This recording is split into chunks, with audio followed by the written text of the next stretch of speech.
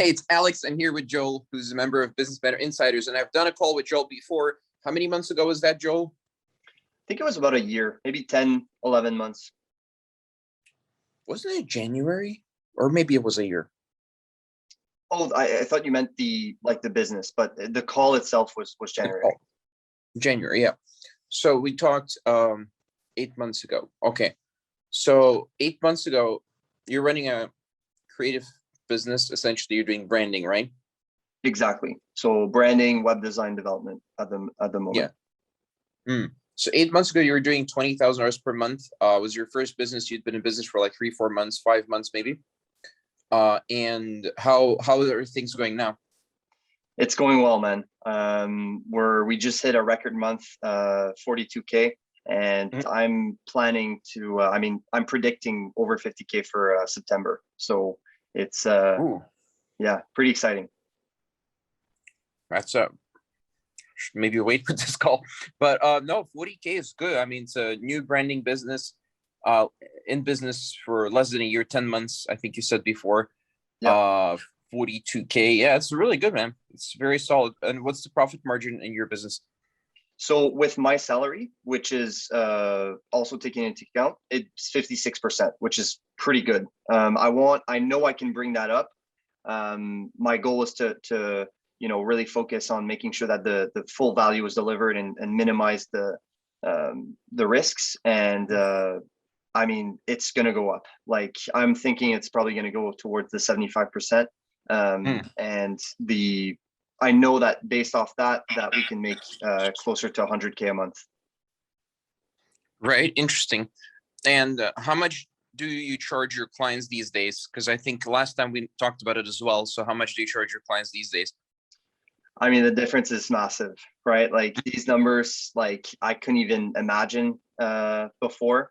We're doing 10, 20 and over projects now, and anything under 10K is almost debatably not worth it. So it's a pretty different narrative and situation for sure.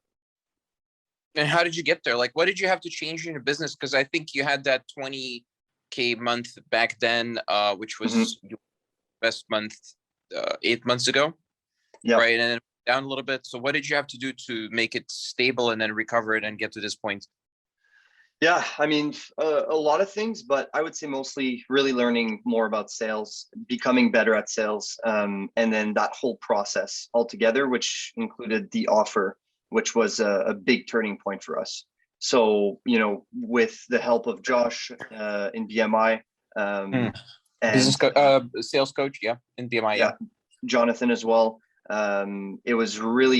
It really felt like I was surrounded by the people that I needed to. And I mean, the result speaks for it. So, and also the community. Like, I've spoken to so many guys with, about different subjects and exchanging resources and information. And I mean, Yeah. Also, that's been very helpful. I wouldn't be hitting those numbers without those referrals as well. So it's really been, when you're surrounded and you're in the right environment, it's almost impossible to fail if you're confident that you're, a person that's driven and that really wants it. And how do you find out which business process to implement, and how do you figure out the business process when you need to implement it?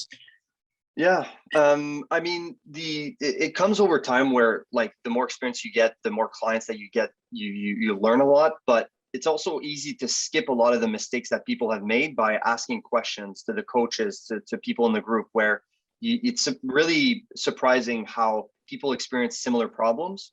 So, I mean, if you're not alone tackling these problems, your chances of either not having those problems in the first place and preventing them, or if you do have them, then fixing them faster.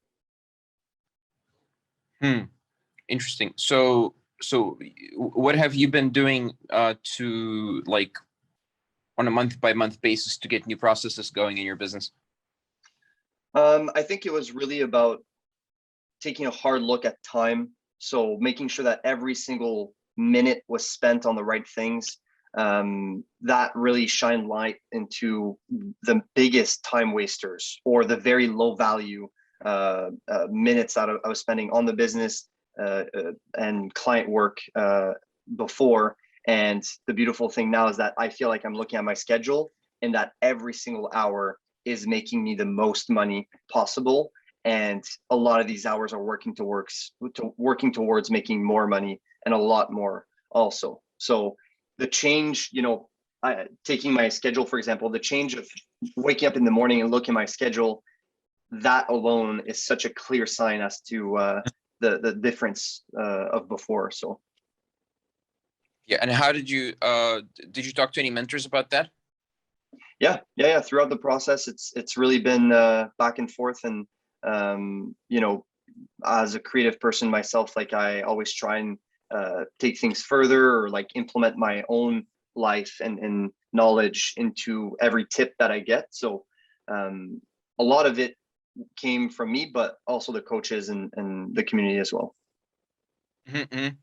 And like, how would someone who may be considering, maybe they're at your stage 8 months ago, they're 20K per month, like, should they join BMI? And if so, what will they get out of it? I mean, like, it's up to you if you want to make life harder, but I truly believe that your environment is everything.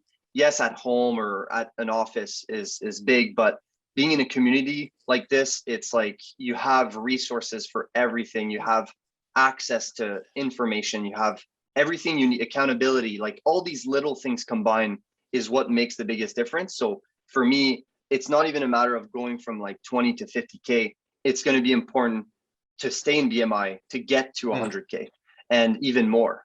A lot of people in BMI are doing these numbers and more, and they're still there. And there's a reason why. It's because of that environment that they're in. So yeah, I think we have 2 people now that just in salaries are spending above $150,000 per month in paying salaries, which is a lot of money for salaries.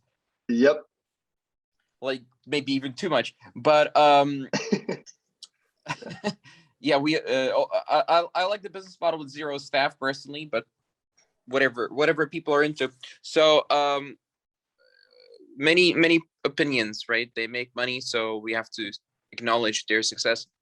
So you're doing 40K months now, first 40K month now you're going towards 50. So when are we doing the next call? Like, what do you when are we doing the 80K call, and how are you going to get there?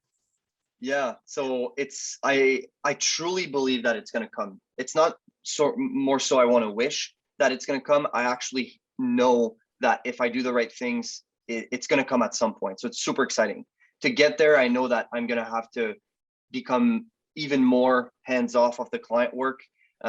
Even if I love the creative portion of the business, I can still be part of it and experience the work that we do, but I just can't be doing the smaller tasks and maximize each hour that I spend on the business to make sure that those hours are making the most money. Because right now, it's still not perfect. So I know that if I can perfect that or get that to the best of what it could be, I know I'll be able to hit that 80K. So yeah, I'm predicting like early next year to have that be a new milestone. Ooh, prophetic words. I think 80K, I think February, it's my guess. At the rate you're going now, it's February. I mean, we'll see what happens, but it wouldn't be crazy. Yeah, we're what month is it now? September. Yeah, so I knew that. September. There you go. All right.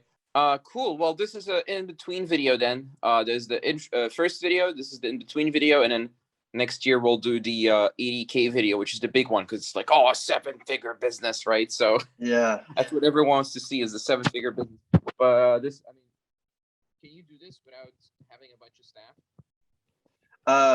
Yeah, 100%. So I calculated right now that with only 4 people, 1 full-timer, 1 freelancer, and 2 part-times, I can do 64 to 87K, like no problem. That's the capacity. So right now, the profit margin that I have is going to be able to generate 64K maximum. That's full capacity.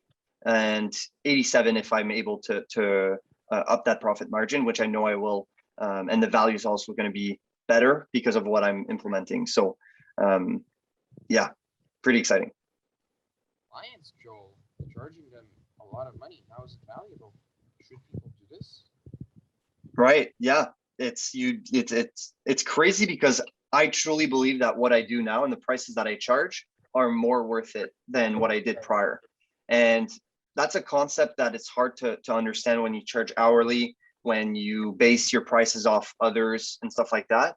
But when you just focus, kind of like Elon Musk, as an example, where he focuses on product first and foremost, and the product is going to essentially be that driving value, and then you can charge whatever the value is worth to that person or that business.